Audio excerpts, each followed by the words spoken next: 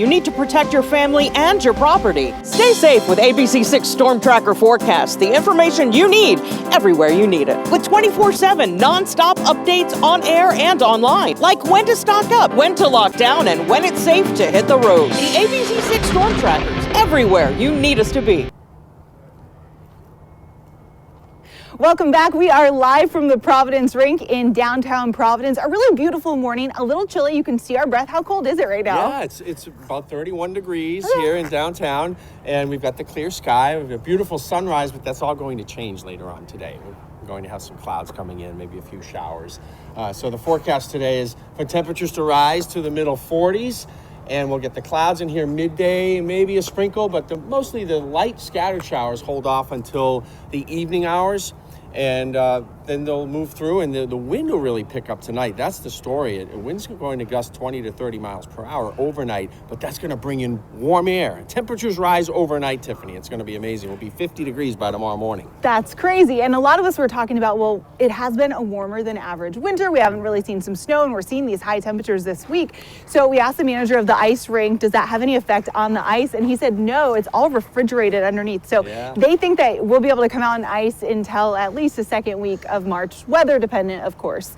So we'll see what happens. But it has been a La Nina year, right? Yeah, it's been a mild winter. And the thing that can happen is when the temperatures get too warm and there's not a lot of wind, then you actually create fog. You create a cloud right at on the ice. Oh, cool. So you're skating in the fog. You know, there's like this thin layer of fog. But that's about it. It is this refrigeration system under here must be incredible to keep it frozen. For sure. Yeah. So coming up later, we're going to talk to Nick and see how he knows how to skate. He has a really cool story. He's already showed off some of his moves. But let's talk more about what's happening right now in downtown Providence. In fact, multiple huge ticket projects in the works for downtown Providence. The downtown transit connector set to have buses coming and going in every direction every 5 minutes. That's the plan. 6 stops between Amtrak and the hospital district.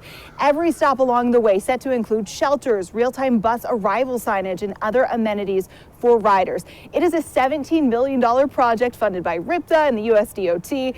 The new state-of-the-art transit center will be built on Dorrance Street. It'll really modernize Rhode Island's transportation system with hopes of helping more Rhode Islanders ride the bus and reduce greenhouse gases. The governor's office just opened up the window last week for proposals to come in from the private sector to design and operate the center. Later this spring, they will host a forum for riders to express their needs. Meantime, another huge development, the Superman building, which sat empty for well over a decade. In fact, about a year ago, Governor Dan McKee announcing a huge rehabilitation plan that would convert the 285 units. But it's come with a bit of a controversy, though, a multi-million-dollar tax break. City Council voted 11-2 to pass a $30 million tax break for the development company tasked with renovating the massive building.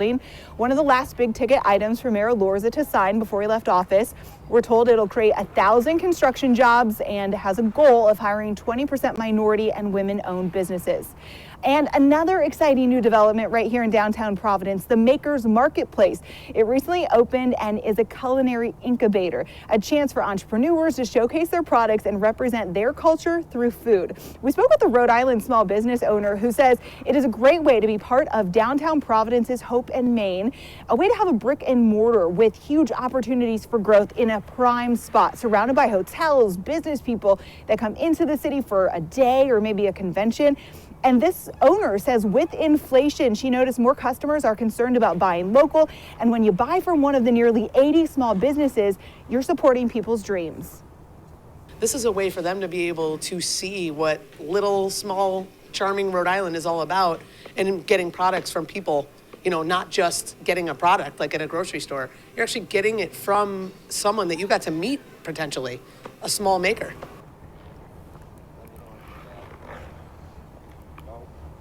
Hope and Main Downtown Makers Marketplace is open Monday through Friday from 9 to 5. We are tossing it to break. We will be back with more weather, and we are talking to the very first season ice skating ticket holder, 24 years and counting. Back after this.